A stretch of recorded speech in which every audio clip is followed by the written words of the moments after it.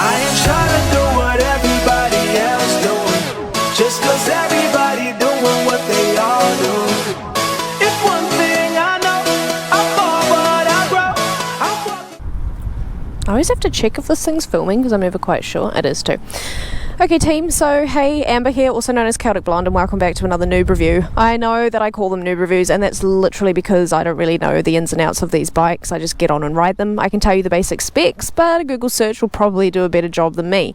So in front of me I have the all-new 2024 ZX-4RR. Now, you get two different types of these bikes, and New Zealand was lucky enough to get the D-restricted model, so we get the full power output, unlike the States and Canada, which unfortunately you guys are running on a bit of a low scheme there because you only get the restricted. Nonetheless, I know you guys have figured out a tune in order to get them pumping out the full output, and it is so worthwhile. Admittedly, I've come off of a 636, which unfortunately I crashed in March, so a lot of you will be aware that I absolutely loathed my 636 because I'm only 5'1", and that thing was, all these roads are dodgy as shit. I'm only 5'1", so getting on and off it and stopping at traffic lights was always a bit of a pain. I loved it around track, don't get me wrong, that thing was an epic track machine, but around roads, as you can see, we don't have very good roads in New Zealand. Was shocking. And I also used to try and ride it too much like my 400, and it just wasn't forgiving. The riding position on it was extremely aggressive compared to the 400. So kind of getting into a bit of the riding position on this, pretty damn comfortable to be honest. Like, you sound like you're on a super sport bike, you kind of feel like you're on a super sport bike when you're getting up in the rev range, but the positioning on it is amazing. My back's not cramping up. I don't have any issues of feeling like my knees are around my ears. It's very nimble as well, and prior to that was my array of 400s. But long and behold, here they are. They have finally arrived. I ordered mine in February. It turned up a few weeks ago, and damn, aren't they something to look at. A little bit about the bike, to the extent that I know, they're pushing about 77 horse. I know that you can pump a little bit more power out of them with the likes of the slip-on. In this instance here in New Zealand, we don't have any mass manufacturers like a Kropovich or M4 that are supplying to the New Zealand market, so we are kind of stuck with what we can do. Can't even get them because there's no stock available. So whoever you guys are in the States that keep buying up all the pipes, could you leave some for us in little old New Zealand? That would be much appreciated. And as you can see, I have a very interesting exhaust. So this was a custom fabrication job done by Ethan at High Power and Dwayne from Fuel by Fab. They are an awesome team that do some epic work on cars, and they decided to give this a whirl. And despite the fact that it is hella noisy, it sounds absolutely prime. So, a little bit about the ZX-4RRs. They sort of take you back in time to the inline four screamers of the 90s. Definitely very much the same in terms of screaming around places, and with all the Gucci bits. So on the RR version you've got quick shift up and down. If you have a look under here as well, you've got the Showa suspension and the Showa front fork. So these are derived from the ZX-10, just kind of a baby version of it per se.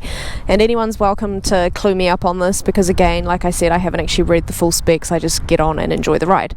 So coming off of a 400 onto the 636, yeah, I struggled. I'm going to be completely honest with it. As soon as I got my full license, so in New Zealand we have a 3-stage license, a learner, restricted, and then your full. Soon as I was able to bump off of my restricted and onto a full license, which means I can ride any bike, I went out and bought a 2020 ZX-6R. And as much as it was a hell of fun, it scared the living daylights out of me. So I never quite gelled with it. And to be entirely honest with you, when I crashed it in March of this year, I was almost relieved because it meant I didn't have to ride it again. I am only 5'1", so a big thing for me is the seat height and how narrow a tank is, because otherwise I literally just cannot touch the ground on anything. So as soon as I heard these were coming, decided to pop my order in and see what it was going to be like. Know that there is an R version available. We don't get them in New Zealand. This is one of 20 that were brought into the country. I am not aware of them doing another order of these. I guess it's going to just be a wait and see, but we were all advised that there were 20 and that was sort of where it's going to sit. I did previously have a 2023 400 which tided me over until this arrived, and don't get me wrong, the parallel twin 400s are an amazing bike. I still stand by that they are the best learner's bike available to the market and is what taught me how to ride and hella fun on track, but this thing's just another whole beast. Also, this doesn't pick up into the power till about 10,000.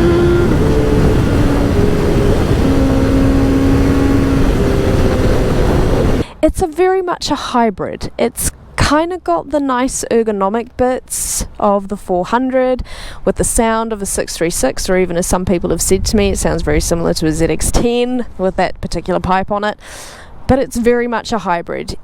It's got all the adjustable components on it, which I'm not used to.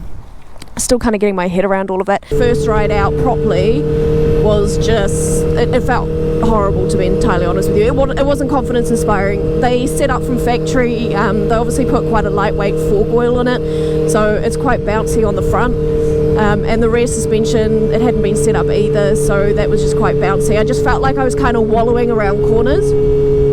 So I am going to get Chris from Pastmasters, who worked quite closely with Dave Moss, to set it up for me, because I tell you what, the settings out of factory were absolutely horrific for someone my size. So I'm about 55 kilos and I honestly felt like I was wallowing around corners. So this is ride number 4. I haven't done a true proper get out there full on the gas track ride yet, which I'm keen to get to, but I can give you a little bit of insight into what I have done so far. So where to start? Initially had a shit ton of fun on it, bringing it back from the dealership, straight roads. It wasn't until I started hitting the corners that I noticed the handling capability of it was very similar to a 636. My 2020 ZX-4RR, that was 192 kilos. This is only 4 kilos shy of that at 188. So you can definitely feel it, especially around the tight stuff like this. You can kind of feel the weight. It's not something you can just dump around a corner like you can the 400. It's funny though, because the guys that have ridden it have said that it feels so nimble and light and easy, but for someone my size, I say it's closer to 636 territory in terms of the front end handling than that of the 400, which I was very, very confident on, admittedly. So a little bit slower off the mark at the moment. Really want to take my time to get used to the bike. It's getting better every ride, but still something that I'm trying to get my head around in terms of the handling. This thing is really interesting in the power band. Obviously you older boys and girls that probably liked the old school screamers are used to not having that power delivery until you hit the high RPMs. It's something that kind of frustrates me a little bit, especially when I want to go to overtake someone. So that's the other thing that I'm still getting used to, is I only get my power in the in the high rev range. There's just nothing down below. Like, if you try, like I just did then, if you try to accelerate, it just doesn't really go anywhere. I really have to dump it down the gears to run it right up to 10,000 before I even feel like I'm going anywhere. It just doesn't quite work. It doesn't quite get there. You really have to push the power on in the lower gear range in order to feel like you're moving. The good thing is that once you do get up in the rev range, this thing is hella quick. Like, I know it's not quite 80 horse and it still weighs a shit ton, but it gets going pretty damn well.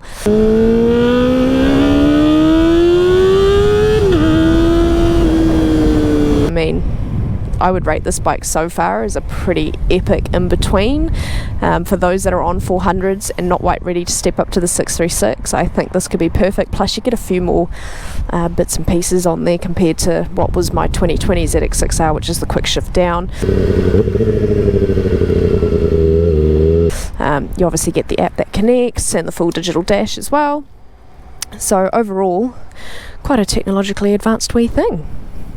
I'd also like to add thank you to Dwayne from Fueled by Fab for my excellent racing stripes. Really, really rate them. Just a bit of electrical tape. It puts the whole bike together, mate. You've done a fantastic job.